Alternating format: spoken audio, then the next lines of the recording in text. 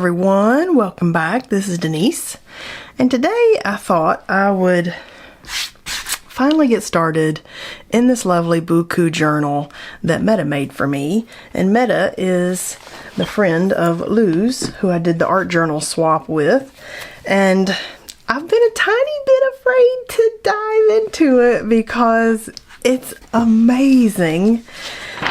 And I don't know, sometimes you gotta just work up your courage to jump into something that is handmade and really just incredible. So I've been a tiny bit afraid to jump in, but let's just do it. So I'm gonna start something.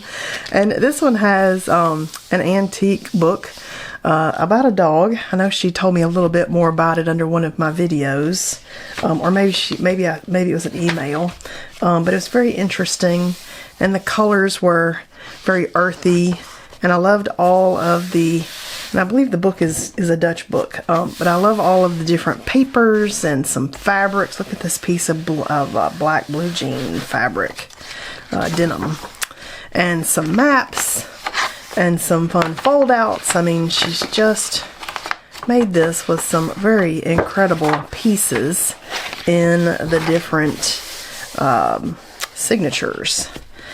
And so what I thought I thought the book stuff was pretty cool, including that. What I thought we would do is just pick a page and jump in and go for it. And it's lots of different types of paper. There's some craft papers that are a little thicker. There's some fold outs. There's some like watercolor paper or mixed media papers. There's some very thin, almost tissue kind of feel, but a little bit thicker than that. And so the variety of papers is kind of amazing. Like, it's even more variety than, say, what you might think to put in a book. And I love it. I love the book. And this beautiful velvet, this beautiful not velvet, satin, is such a gorgeous color. I love that. My mother used to have me make her some pillowcases out of satin because it's a lot cheaper to make a satin pillowcase than it is to buy them, or it was years ago. And she thought that, sleeping on a satin pillowcase was better for your skin and your hair.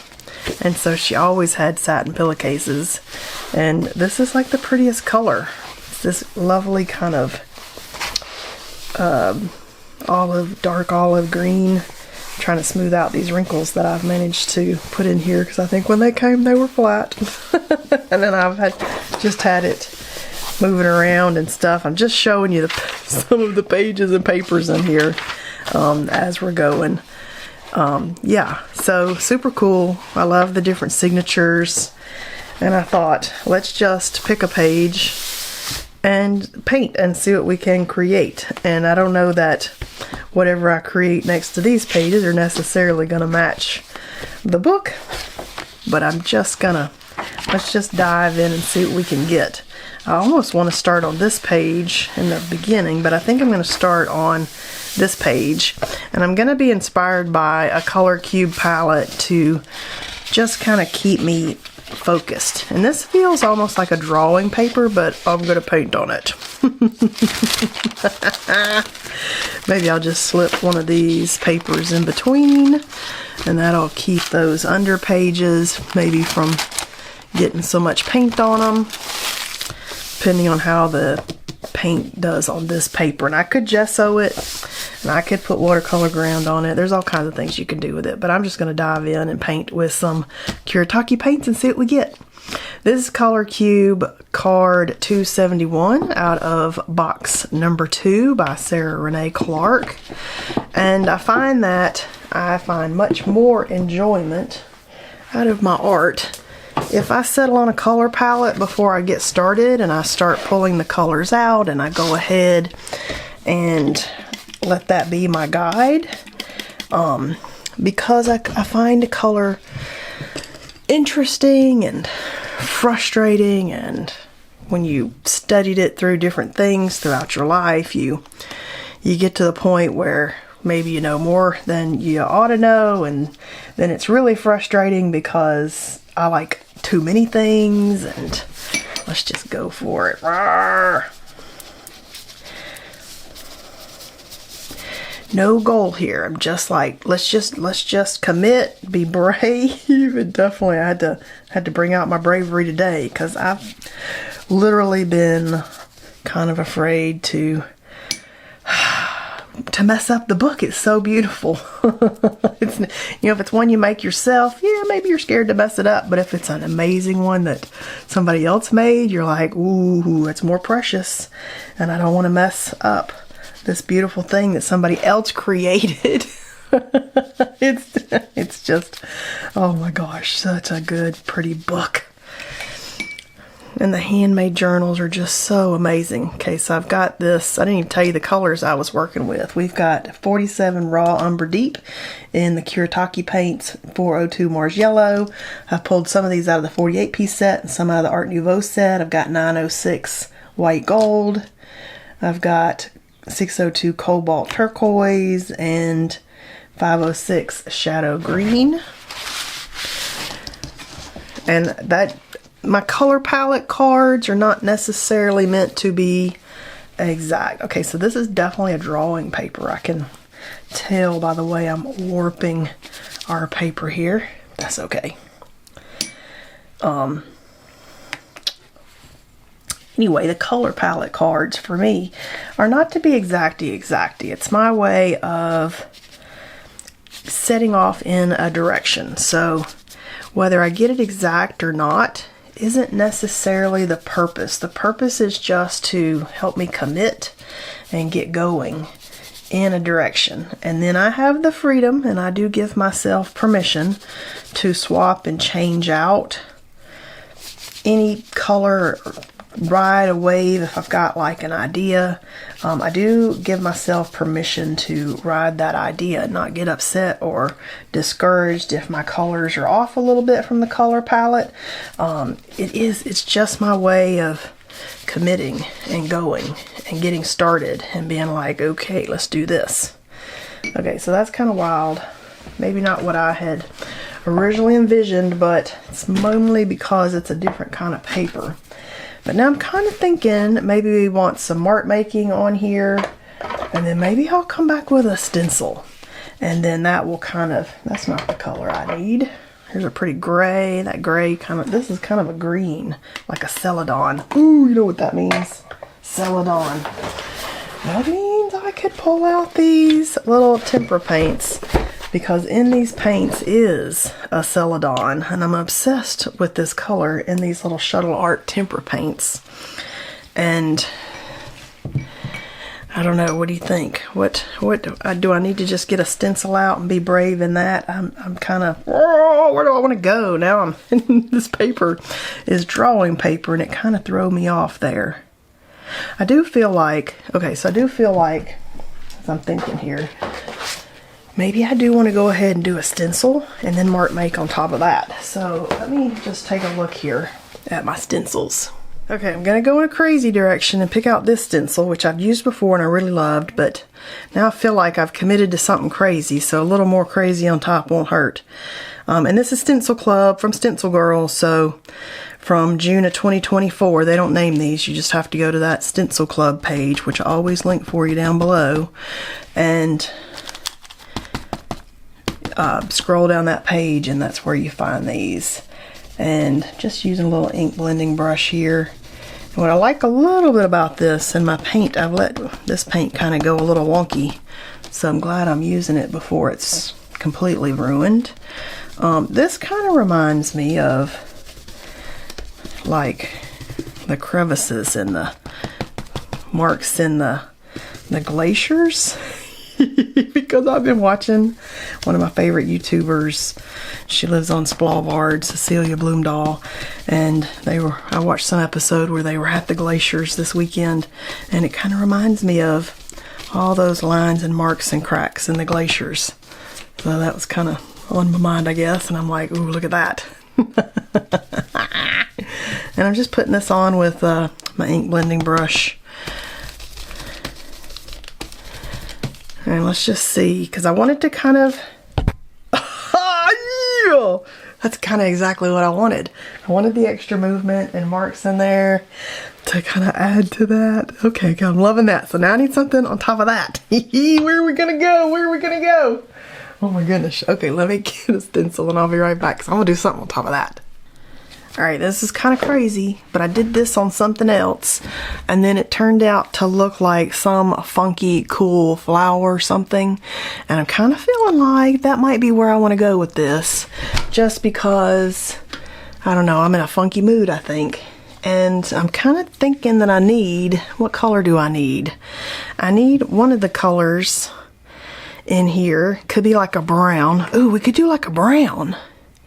Now brown would then give me something that we've never done before, and then give us some, maybe some gold on top. Like, I don't know, like I know you think I've just totally gone off the deep end here, but we can draw on top of the brown, and then we've kind of stayed, and I kind of like it offset. I've kind of offset it, and I hope this is the one we did, the little swirly things that made some kind of funky, cool flower on something I did. I think it might be when I tested out the little media book by Dina Wakley. And if you hear the doggies barking, I apologize. There's some guys who just drove up. I live in a townhome community. I think they just put a ladder on the front of my house to fix something on the top of the roof. Which means they'll be here all day.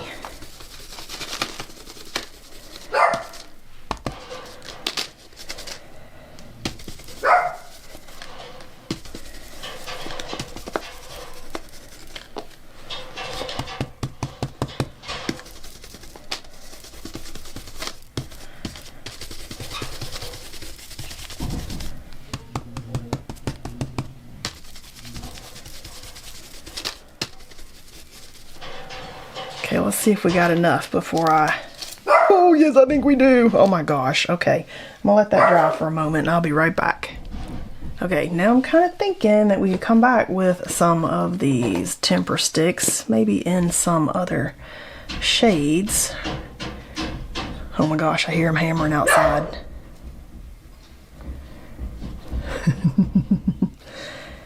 But actually turn these into some kind of lovely little doolally. I know they're already a lovely little doolally, but we're just gonna go now and let's just layer on top of these. And what I like about the tempera paints is they dry fast, so you can layer other stuff in them.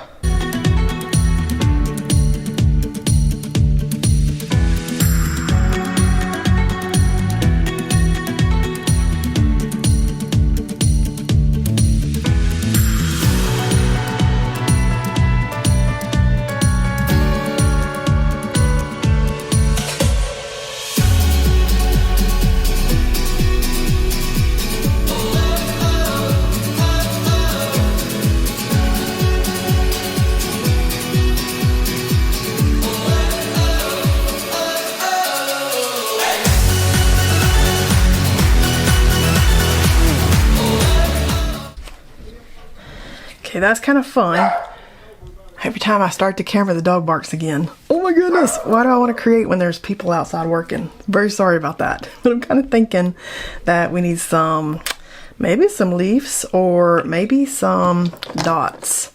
And then I will, oh yeah, let's do these green leaves. I'm just kind of playing with the tempera sticks. There's nothing special about them other than just play. I like how fast they dry. I like how we can just kind of add stuff in.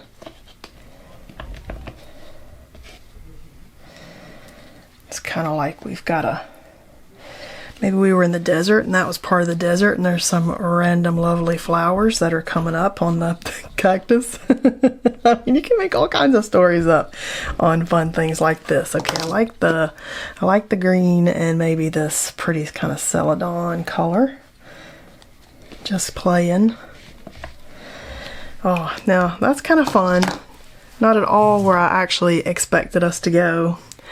Kind of feeling like maybe a tiny bit of gold. Let's just throw some gold on the flowers, and then I think this page will be there. So this is just my gold, my Kuretake gold mica ink that I use on a little pipette to get the ink from the ink to the fine line bottle. So best way to get your ink out of there. And I think I'm gonna come on here and give myself some gold, cause it's already a crazy page. I think the gold would make me happy.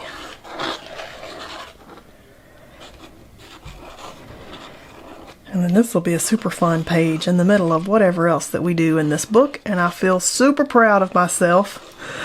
I think I might have gotten this 4 months ago, maybe, at the time that I'm filming this. It depends on when it shows up in my queue of videos as to when you'll actually see it, but it's literally, I have like taken this book out and looked at it and admired it and just kind of petted it because it's such a pretty book, and I have just honestly not wanted to mess it up. So I've been like, okay, I'm gonna hold it as I still play in some other books. Look at that, we need the gold in there. Look at that, look at the gold little dots. Oh my goodness, I don't know if you can see that. Let me see if I can pull this up here where you can admire the little tiny bit of gold dots in there if they're shining in the sun, in the light there. This is not at all where I expected this page to go either, but weirdly enough, I'm kind of loving it. I mean, I came up here a tiny bit tired, and I'm like, oh, I'm tired, but I want to create. Let's get brave and open this book. And then people show up outside and start working, and I'm just like, oh, I don't know if this is even got started good. Don't know if I like the color palette, but by the end of it, it's a little bit crazy, a little different than some of the other layouts that I've done. And at the same time, this one's making me kind of happy. And you might look at it and think, ooh, but that's okay. It's in my book, not yours. And you can do in your book something that you like a little better.